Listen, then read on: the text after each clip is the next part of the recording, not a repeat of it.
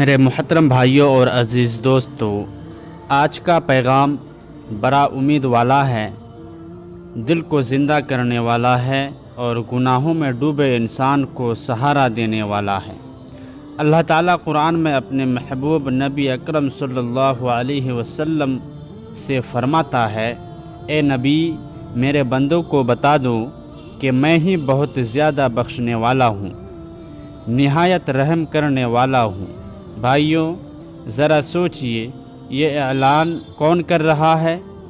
زمین و آسمان کا مالک، وہ رب جس کے ایک حکم سے سب کچھ ہو جاتا ہے۔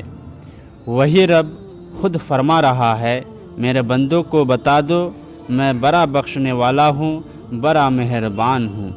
یہ بات اللہ دشمنوں کے لیے نہیں، یہ پیغام نیکوں کے لیے نہیں، یہ آواز گنہگاروں کے لیے ہے، یہ اعلان ٹوٹے دل والوں کے لیے ہے۔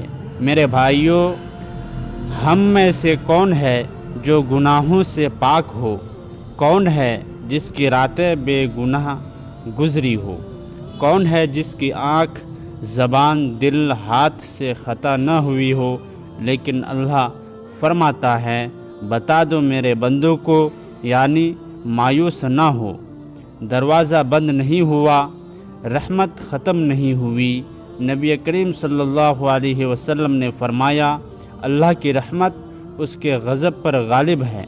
بھائیوں، شیطان چاہتا ہے کہ انسان گناہ کے بعد کہے اب کیا فائدہ، اب تو بہت آگے نکل گیا ہوں، اور اللہ چاہتا ہے کہ بندہ کہے میرا رب غفور ہے، میرا رب رحیم ہے۔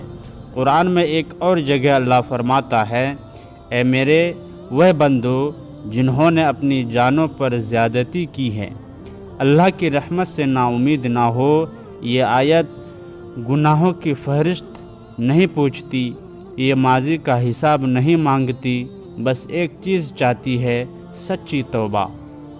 میرے بھائیوں، توبہ کوئی مشکل عمل نہیں، یہ آنسو کا نام ہے، یہ ندامت کا نام ہے،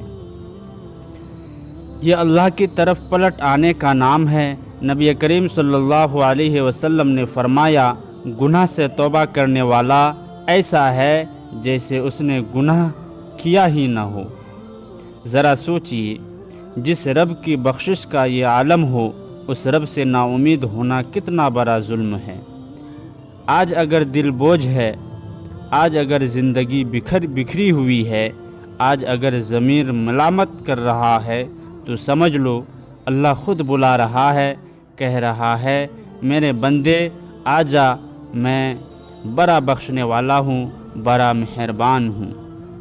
آخر میں دعا، اے اللہ ہم سب کے چھوٹے بڑے گناہوں کو معاف فرما، ہمیں اپنی رحمت سے مایوس نہ کرنا اور ہمیں سچی توبہ نصیب فرما۔ آمین یا رب العالمین۔